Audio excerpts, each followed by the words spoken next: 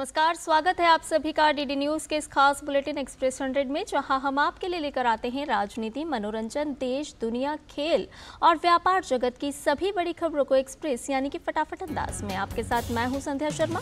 तो देखिए खबरें तेज रफ्तार से। केंद्रीय गृह मंत्री अमित शाह आज छत्तीसगढ़ के रायपुर दौरे पर रहेंगे। आज दोपहर 12:45 पर रायपुर के माना हवाई अड्डे पर पहुंचेंगे। अमित शाह राजस्थान से सीधे रायपुर जाएंगे और भाजपा कार्यालय में विधानसभा चुनाव को लेकर बैठक लेंगे। 3 महीने के भीतर अमित शाह 5वीं बार छत्तीसगढ़ आ रहे हैं। ऐसा माना जा रहा है कि दूसरी सूची के प्रत्याशियों को लेकर मंथन किया जाएगा। साथ ही देश में चल रही परिवर्तन यात्रा का फीडबैक लेकर वह सियासी नब्ज भी टटोलेंगे। जाने माने कृषि वैज्ञानिक MS स्वामीनाथन का देहांत हो गया है। आज सुबह 11:20 पर चेन्नई में उन्होंने अंतिम सांस ली। MS स्वामीनाथन का जन्म 7 अगस्त 1925 को हुआ था। पंजाब पुलिस ने आज कांग्रेस विधायक सुखपाल सिंह खैरा को गिरफ्तार किया है। सुखपाल खैरा की गिरफ्तारी के लिए जलालाबाद पुलिस ने आज सुबह उनके चंडीगढ़ आवास पर छापेमारी की और उन्हें अपने साथ जलालाबाद ले गई। खैरा के खिलाफ चल रहे एक पुराने NDPS केस में यह गिरफ्तारी की गई है। खैरा को आज कोर्ट में पेश किया जाएगा। सुखपाल खैरा इस समय भुलत विधानसभा क्षेत्र से विधायक हैं। मनी लॉन्ड्रिंग केस में वह पहले से ही जमानत पर चल रहे हैं। जयपुर में बुधवार देर रात भाजपा कोर कमेटी की बैठक हुई। इस बैठक में भाजपा के राष्ट्रीय अध्यक्ष JP नड्डा, केंद्रीय गृह मंत्री अमित शाह, भाजपा के राष्ट्रीय संगठन महामंत्री BL संतोष, राष्ट्रीय महासचिव एवं प्रदेश प्रभारी अरुण सिंह, भाजपा प्रदेश अध्यक्ष CP जोशी, भाजपा प्रदेश चुनाव प्रभारी प्रहलाद जोशी, राष्ट्रीय उपाध्यक्ष व पूर्व मुख्यमंत्री वसुंधरा राजे, नेता प्रतिपक्ष राजेंद्र राठौड़ सहित कोर कमेटी के अन्य गणमान्य लोग मौजूद रहे। अमेरिका के दौरे पर गए विदेश मंत्री डॉक्टर S जयशंकर न्यूयॉर्क से वॉशिंगटन पहुंच चुके हैं। डॉक्टर S जयशंकर अमेरिका के विदेश मंत्री एंटनी ब्लिंकन से मुलाकात करेंगे। विदेश मंत्री जयशंकर अपने कार्यक्रम के तहत अमेरिकी प्रशासन के वरिष्ठ सदस्यों, अमेरिकी व्यापारिक नेताओं और थिंक टैंक के साथ चर्चा करेंगे। विदेश मंत्री आर्ट ऑफ लिविंग द्वारा आयोजित 4थे विश्व संस्कृति महोत्सव को भी संबोधित करेंगे। अपनी अमेरिका यात्रा के दौरान विदेश मंत्री डॉक्टर S जयशंकर ने कनाडा पर सीधा हमला बोला है और कहा है कि कनाडा संगठित अपराध को संरक्षण देता है। प्रधानमंत्री के प्रधान सचिव डॉक्टर PK मिश्रा ने G20 शेरपा अमिताभ कांत, विदेश सचिव विनय मोहन क्वात्रा और DES सचिव अजय सेठ के साथ एक उच्च स्तरीय बैठक की। बैठक में G20 शिखर सम्मेलन के नतीजों पर आगे की कार्रवाई की समीक्षा की गई। इस दौरान डॉक्टर PK मिश्रा ने अधिकारियों से G20 वर्चुअल शिखर सम्मेलन की तैयारियों को शुरू करने के निर्देश दिए, जिसकी घोषणा प्रधानमंत्री ने पहले की थी। इसके अलावा सभी कार्य समूहों को अपने अपने मंत्रालय और विभागों द्वारा सम्मेलन के परिणामों पर मासिक अपडेट भेजने का निर्देश भी दिया गया है। दिल्ली के मुख्यमंत्री अरविंद केजरीवाल के नए आधिकारिक आवास में रिनोवेशन को लेकर कथित गड़बड़ी और कदाचार पर CBI ने प्राथमिक जांच शुरू कर दी है। CBI ने दिल्ली सरकार के अज्ञात कर्मचारियों के खिलाफ प्राथमिक जांच का केस भी दर्ज किया है। प्राथमिक जांच में अगर सबूत मिलते हैं तो इसके बाद रेगुलर FIR के साथ जांच आगे बढ़ाई जा सकती है। CBI की एंटी करप्शन ब्रांच ने निर्माण से संबंधित मंजूरी और सिफारिश से जुड़े रिकॉर्ड PWD से मांगे हैं। भाजपा प्रवक्ता शहजाद पूनावाला ने CBI की जांच का स्वागत किया है। और आज देश भर में शहीद आजम भगत सिंह की 116वीं जयंती मनाई जा रही है। पूरा देश भगत सिंह के बलिदान को नमन कर रहा है।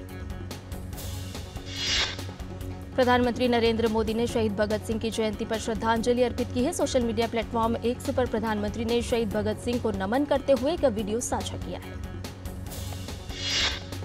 आज ईद मिलादुन्नबी है। यह पैगंबर मोहम्मद के जन्मदिन के उपलक्ष्य में मनाया जाता है। यह उत्सव उनके जीवन और उनकी शिक्षाओं की भी याद दिलाता है।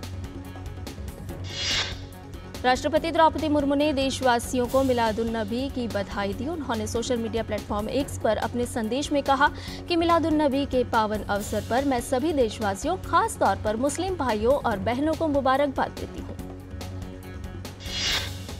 प्रधानमंत्री मोदी ने मिलादुन्नबी की बधाई देते हुए सोशल मीडिया प्लेटफॉर्म X पर लिखा है, मिलादुन्नबी की शुभकामनाएं।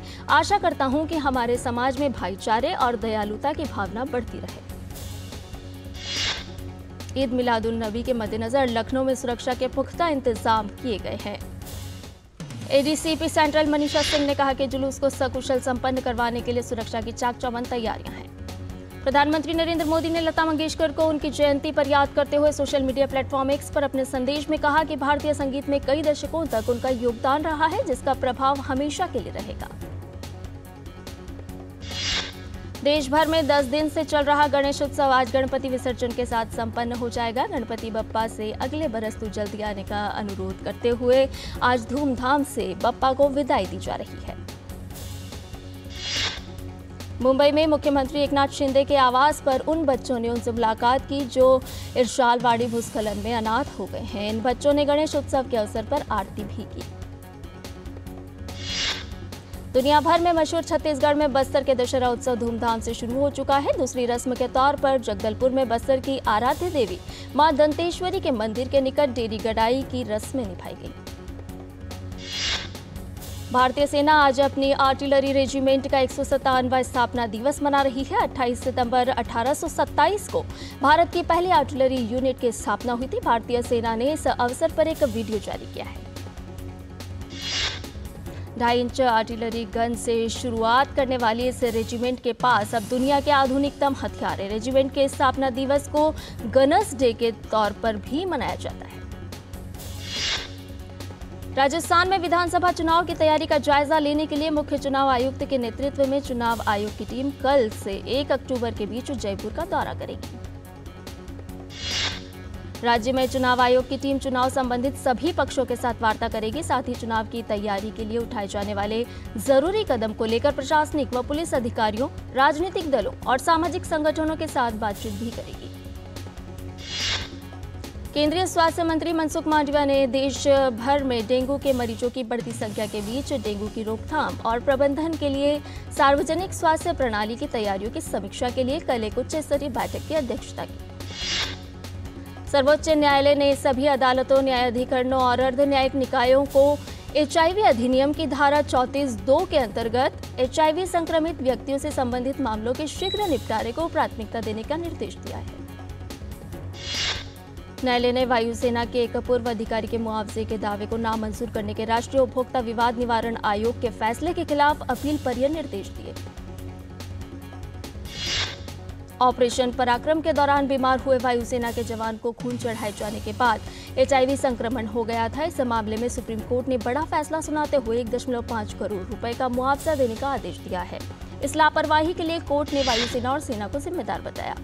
महाराष्ट्र के ठाणे समेत विभिन्न इलाकों में लगातार बारिश हो रही है। मूसलाधार बारिश की वजह से कई निचले इलाकों में पानी भर गया है। लोगों को यातायात समेत कई दिक्कतों का सामना भी करना पड़ रहा है। पंजाब के मोहाली जिले के कुराली गांव में स्थित इंडस्ट्रियल फोकल पॉइंट में केमिकल फैक्ट्री में आग लग गई। घटना में 5 मजदूर घायल हो गए हैं। वहीं इस घटना से 2 गंभीर मजदूर को मोहाली सिविल अस्पताल में भर्ती कराया गया है। मथुरा ट्रेन हादसे को लेकर एक बड़ी खबर सामने आई है। ट्रेन हादसे के दौरान ड्राइवर मोबाइल देख रहा था। यह पूरी घटना CCTV फुटेज में कैद हुई है। उत्तर प्रदेश के मथुरा स्टेशन का कल एक बड़ा हादसा होते होते टल गया था। दिल्ली के शकुर बस्ती से मथुरा जंक्शन के लिए रवाना हुई EMU ट्रेन मथुरा जंक्शन पर पटरी से उतरकर प्लेटफॉर्म पर चढ़ गई थी। केंद्रीय सूक्ष्म, लघु एवं मझौले उपक्रम मंत्री नारायण राणे ने कहा कि PM विश्वकर्मा योजना काफी लोकप्रिय हो रही है। 10 दिन के भीतर ही इस योजना का लाभ लेने के लिए 1.40 लाख से अधिक आवेदन प्राप्त हुए हैं। सरकार ने समुद्री मार्ग से आयातित माल के लिए होने वाले भुगतान को 5% एकीकृत माल एवं सेवा कर IGST से छूट दी है। वित्त मंत्रालय ने आयातित वस्तुओं पर समुद्री मार्ग से माल ढुलाई पर एकीकृत GST के भुगतान के संबंध में IGST अधिनियम में बदलाव को 1 अक्टूबर से अधिसूचित किया है। नेटफ्लिक्स, स्पॉटिफाई, हॉटस्टार जैसी विदेशी कंपनियों को 1 अक्टूबर से GST नियमों का पालन करना होगा। इन कंपनियों को 18% की दर से GST का भुगतान करना होगा। वित्त अधिनियम 2023 में किए गए प्रस्तावित संशोधन के अनुरूप केंद्रीय अप्रत्यक्ष कर एवं सीमा शुल्क बोर्ड ने यह अधिसूचना जारी की है। संशोधन के बाद एकीकृत GST कानून के तहत गैर कर योग्य ऑनलाइन प्राप्तकर्ता की परिभाषा का दायरा बढ़ाया गया है। भारतीय उपभोक्ताओं को इस तरह की सेवाएं मुहैया कराने वाले किसी भी विदेशी आपूर्तिकर्ता को सीधे तौर पर या भारत में अपने प्रतिनिधि के जरिए GST कानून के तहत सरल पंजीकरण प्रक्रिया का पालन करना होगा। सरकार के सार्वजनिक खरीद platform government e market plus ने सत्यापन प्रक्रिया सख्त करके पिछले 3 साल में बड़ी संख्या में फर्जी विक्रेताओं को बाहर निकाला है। इससे प्रभावित होने वाली श्रेणियों में लैपटॉप, डेस्कटॉप, सर्वर, मेडिकल उपकरण शामिल हैं, जहां चीन के लोगों की मौजूदगी थी। टोयोटा मोटर भारत में तीसरा संयंत्र लगाने की योजना बना रही है। उन्होंने कहा कि कंपनी पिछले 1 दशक में पहली बार अपनी उत्पादन बढ़ाने की तैयारी कर रही है, क्योंकि सुजुकी मोटर के साथ साझेदारी के बाद उसकी घरेलू बिक्री बढ़ गई है। अगर आपके पास 2000 रुपए के नोट हैं तो इसे आप 30 सितंबर तक बदल सकते हैं। आरबीआई ने मई में 2000 रुपए के नोट को चलन से बाहर करने की घोषणा की थी। भारतीय प्रतिभूति एवं विनिमय बोर्ड ने म्यूचुअल फंड निवेशकों के लिए अपने उत्तराधिकारी को नामित करने या एक घोषणा पत्र देकर योजना से बाहर निकालने का विकल्प चुनने की समय सीमा 1 जनवरी तक बढ़ा दी है। पहले यह समय सीमा 30 सितंबर तक थी। भारतीय दूरसंचार नियामक प्राधिकरण ने दूरसंचार विभाग को यह कहते हुए खारिज कर दिया है कि प्राधिकरण अगले 37 गीगाहर्ट्ज बैंड को छोड़कर किसी भी स्पेक्ट्रम बैंड पर मूल्य निर्धारण या अन्य तौर तरीकों पर नई सिफारिशें नहीं देगा। तमिलनाडु में स्थित वीओ चिदम्बरनार वीओसी बंदरगाह ने हरित अमोनिया आयात किया गया। इस पर्यावरण अनुकूल ईंधन कंटेनर मिस्र में जेमिएटा बंदरगाह से वीओसी बंदरगाह पर पहुंचे हैं। यह shipment Tuticorin alkali chemical and fertilizers limited के लिए था। नीति आयोग के उपाध्यक्ष सुमन बेरी ने कहा कि दुनिया की सबसे बड़ी कामकाजी आबादी और मजबूत भौतिक एवं डिजिटल संस्थानों की मौजूदगी से भारत के लिए अब उड़ान भरने का वक्त आ गया है। चिप क्षेत्र की दिग्गज कंपनी इंटेल कॉर्पोरेशन ने गोकुल सुब्रमण्यम को इंटेल इंडिया के अध्यक्ष के रूप में नियुक्त करने की घोषणा की है। वह देश में नवोन्मेष, क्रॉस ग्रुप दक्षता और इंटेल उत्पादों के निष्पादन सहित कंपनी की संपूर्ण इंजीनियरिंग और डिजाइन परिचालन संभालेंगे। गूगल की वीडियो सेवा यूट्यूब ने भारत में अपनी पकड़ और मजबूत कर ली है। कॉमस्कोर के एक सर्वेक्षण के अनुसार भारत में इंटरनेट इस्तेमाल करने वाले 5 में से 4 लोग यूट्यूब देखते हैं। सर्वेक्षण के अनुसार जून 2023 में 35 वर्ष से अधिक उम्र के लोगों ने औसतन रोजाना लगभग 70 मिनट यूट्यूब देखने पर खर्च किए थे। और बुलेटिन में फिलहाल लेते हैं एक छोटा सा ब्रेक, जल्द हाजिर होंगे। अर्जुन, एग्जाम्स में you made us really proud. अब आगे क्या सोचा है? पापा, मैंने IIT जाना है और इंजीनियर बनना है। Think IIT, think विद्या मंदिर। चाची, कल्याण भव, सुखी भव और सबसे जरूरी आशीर्वाद, आयुष्मान भव। वो तो मोदी सरकार सबको दे रही है। देश के धनी आदमी जिस प्रकार से आरोग्य की सेवा प्राप्त कर सकते हैं, अब मेरे देश के गरीब को भी वही सेवाएं उपलब्ध होनी चाहिए। शुरू हो रहा है आयुष्मान भव अभियान 17 सितंबर से। आयुष्मान आपके द्वार का तीसरा चरण। मोबाइल से ही बन जाएगा आयुष्मान कार्ड। आयुष्मान मेला आयोजन, जहां कई बीमारियों की होगी मुफ्त जांच और इलाज। अंगदान शपथ पंजीकरण, जिससे हमारे बाद भी किसी और को मिले जीवन। रक्तदान शिविर और आयुष्मान सभा का आयोजन। इन सुविधाओं का लाभ उठाने नजदीकी आयुष्मान हेल्थ और वेलनेस सेंटर पर जाएं। अब होगा जन जन आयुष्मान। बहुत हार्ड वर्क करते हो, मेरी तरह स्मार्ट वर्क करो। क्यों? लॉटरी लगी है? लॉटरी समझो, शेयर मार्केट की एक मस्त स्कीम में इन्वेस्ट कर रहा हूँ, गारंटीड हाई रिटर्न्स आएंगे। आपके गारंटीड हाई रिटर्न्स कोई करण अर्जुन नहीं है जो जरूर आएंगे। मतलब? पापा, शेयर मार्केट में जोखिम होता है, कोई भी गारंटीड हाई रिटर्न्स का वादा नहीं कर सकता, ये गैर कानूनी है। अच्छा? हाँ। समझ कर इन्वेस्ट कर। और ब्रेक के बाद एक्सप्रेस 100 में आपका एक बार फिर से स्वागत है। आइए बाकी की खबरों को जान लेते हैं फटाफट अंदाज में। वियतनाम की राजधानी हनोई में भारी बारिश के बाद बाढ़ आ गई है। अचानक आई बाढ़ से लोगों की जनजीवन अस्त व्यस्त हो गया है। अचानक आई बाढ़ के कारण राजधानी हनोई की सड़कों पर गाड़ियों की लंबी कतार लग गई, जिसके बाद लोगों को कई घंटों तक गाड़ी के भीतर ही बिताना पड़ा। उज्बेकिस्तान के ताशकंद के हवाई अड्डे के पास एक गोदाम में विस्फोट के बाद एक व्यक्ति की मौत हो गई है, जबकि 62 लोग घायल हो गए हैं। विस्फोट के बाद प्रशासन ने कहा कि स्थिति नियंत्रण में है। राजधानी के अंतर्राष्ट्रीय हवाई अड्डे पर उड़ानें सामान्य रूप से चल रही हैं। उत्तर कोरिया ने अपनी परमाणु नीति में तेजी लाने और अंतर्राष्ट्रीय हस्तक्षेप से बचने के लिए अपने संविधान में संशोधन करने का फैसला किया है। उत्तर कोरिया ने कहा है कि अमेरिकी उकसावों को रोकने के लिए और परमाणु हथियारों के उत्पादन में तेजी लाने के लिए संविधान संशोधन किया गया। उत्तर कोरिया का संविधान संशोधन का यह फैसला उसके द्वारा परमाणु हमलों का उपयोग को आधिकारिक कानून में शामिल करने के 1 साल बाद आया है। पिछले महीने अमेरिकी सेना में लगातार हो रहे दुर्व्यवहार और रंगभेद से तंग आकर ट्रेविस किंग ने अमेरिका से भागने का फैसला किया था। चीन के विदेश मंत्रालय ने कहा है कि अमेरिका का शिनजियांग प्रांत क्षेत्र में जबरन श्रम का आरोप उसे बदनाम करने के उद्देश्य से फैलाया गया अफवाह है, जिसका सच्चाई से कोई नाता नहीं है। कार्बन उत्सर्जन को सीमित और मिट्टी की गुणवत्ता में सुधार करने के लिए संयुक्त अरब अमीरात का एक रिसर्च सेंटर द्वारा ऐसे तकनीक पर काम किया जा रहा है जो ग्रीन वेस्ट को चारकोल जैसी सामग्री में बदल देती है।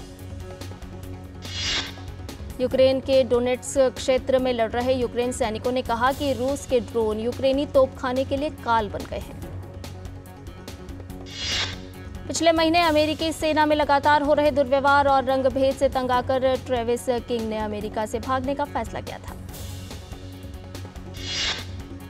चीन के विदेश मंत्रालय ने कहा है कि अमेरिका का शिनजियांग प्रांत क्षेत्र में जबरन श्रम का आरोप उसे बदनाम करने के उद्देश्य से फैलाया गया अफवाह है, जिसका सच्चाई से कोई नाता नहीं है। कार्बन उत्सर्जन को सीमित और मिट्टी की गुणवत्ता में सुधार करने के लिए संयुक्त अरब अमीरात का एक रिसर्च सेंटर द्वारा ऐसी तकनीक पर काम किया जा रहा है जो ग्रीन वेस्ट को चारकोल जैसी सामग्री में बदल देती है।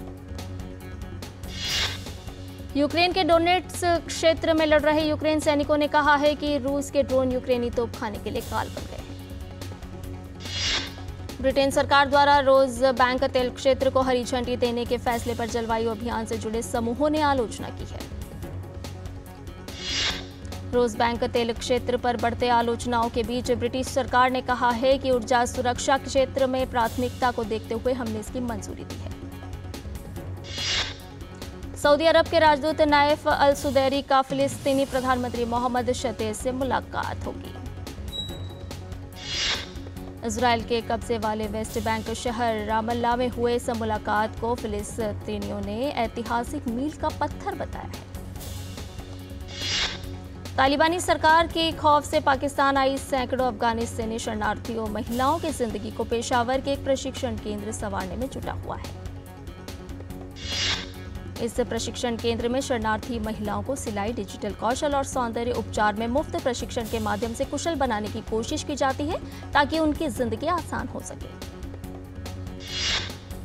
एशियाई खेलों में भारत ने आज निशानेबाजी में स्वर्ण पदक जीतने में सफलता पाई। भारत ने 10 मीटर एयर पिस्टल में स्वर्ण पदक जीता। अर्जुन सिंह चीमा, सरबजोत सिंह और शिव नरवाल ने भारत को स्वर्ण पदक दिलाया। 10 मीटर एयर पिस्टल के व्यक्तिगत वर्ग में भारतीय खिलाड़ियों को निराशा हाथ लगी। भारत के सरबजोत सिंह ने चौथा स्थान हासिल किया, वहीं अर्जुन चीमा चौथे स्थान पर रहे। भारत ने वुशु में रजत पदक के साथ आज के दिन की शुरुआत की। भारत के लिए रोशिबिना नाओरेम देवी ने महिलाओं के 60 किलोग्राम में रजत जीतने में सफलता पाई। उन्हें फाइनल में चीन की खिलाड़ी से शिकस्त का सामना करना पड़ा। भारतीय महिला बैडमिंटन टीम ने एशियाई खेलों के क्वार्टर फाइनल में स्थान बना लिया है। भारतीय टीम ने अंतिम 16 के मुकाबले में मंगोलिया को 3-0 से हराने में सफलता पाई।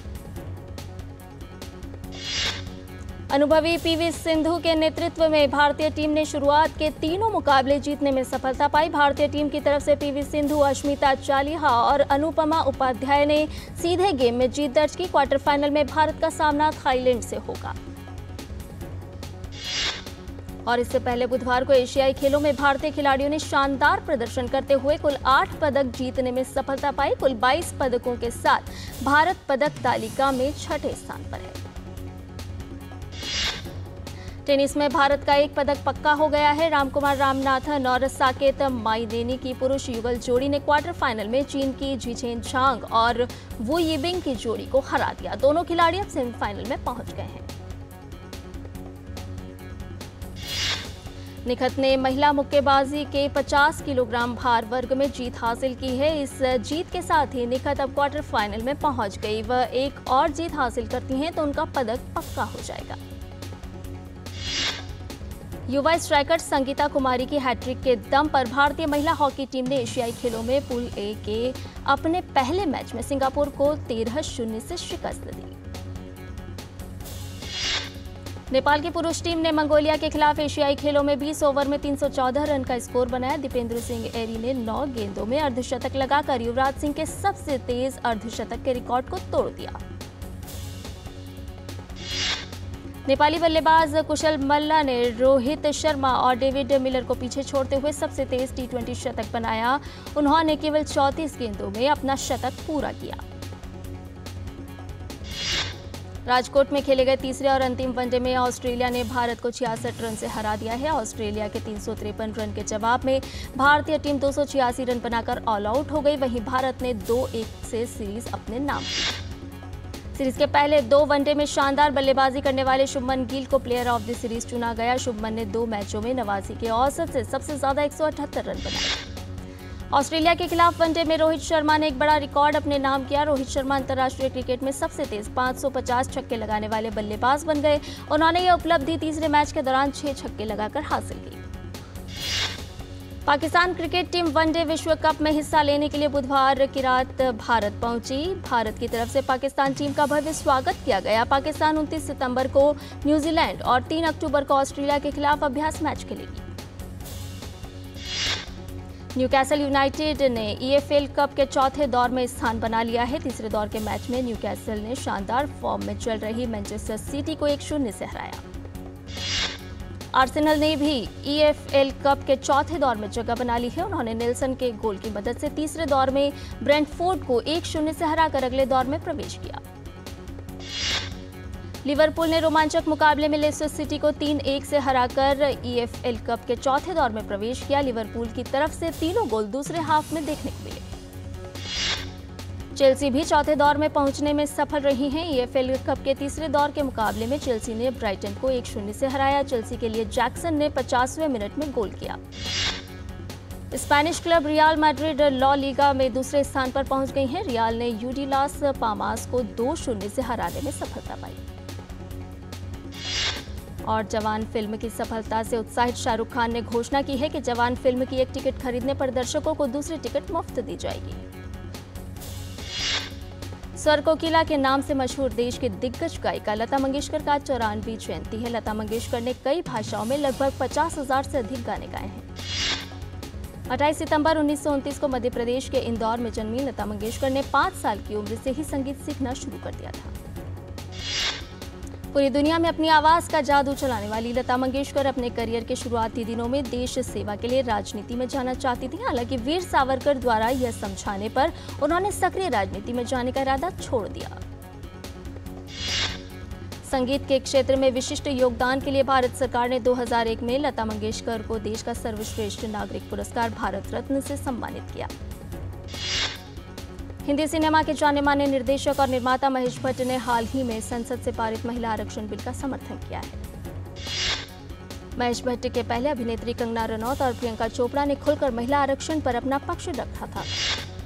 अभिनेता रणबीर कपूर की फिल्म एनिमल का टीजर लॉन्च हो गया है। टीजर में रणबीर कपूर बिल्कुल अलग अंदाज में नजर आ रहे हैं।